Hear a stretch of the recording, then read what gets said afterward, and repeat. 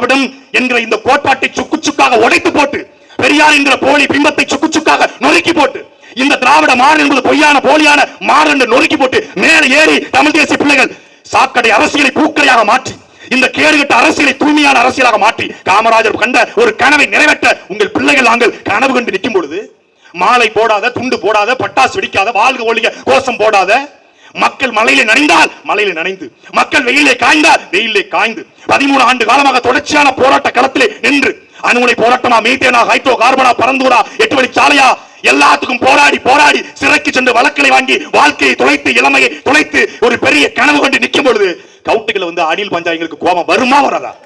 வருமா வராதா? அப்ப என்ன பண்ண வேண்டியிருக்கு? 3 கோடி 30 கோடி மாத்த வேண்டியிருக்கு. 3 கோடி தடவி கொடுத்து வந்துச்சான். நாங்க சூடு போட வேண்டிய தேவை இருக்கு. இப்போ சூட்டு கம்பியில கோடு போட வேண்டிய அவசியம் இருக்கு. கொள்கையும் இல்லாம, கோட்பாடும் இல்லாம, தத்துவம் இல்லாம, சித்தாந்தம் இல்லாம, கொள்கை என்னன்னு கேட்டா கொள்கையே இல்ல, அதான்டா என் கொள்கைன்றான். கொள்கையே இல்லைங்க, அதான் கொள்கை. 1967 அசுரபலமா அதிகாரப்படுத்த இருந்தது யாரு? காமராஜர்.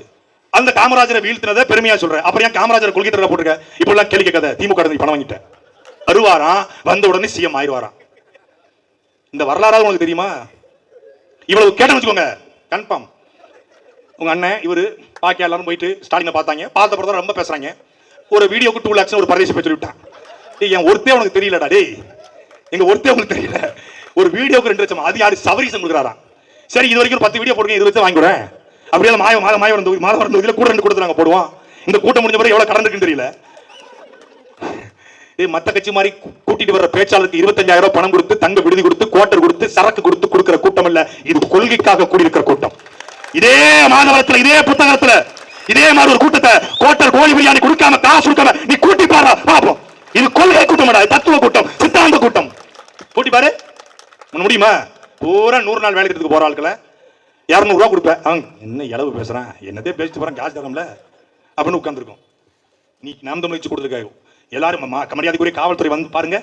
ஒவ்வொருத்தருடைய உதட்டிலும் நீங்கள் மது அருந்திருக்கா என்பதை சோதனை செய்யுங்க, வச்சு பாருங்க. தமிழ்நாட்டில் மது அருந்தாத ஒரே கூட்டம் அது எங்கள் கூட்டம், நாம் தமிழர் கூட்டம், சீமான் தம்பிகளின் கூட்டம்.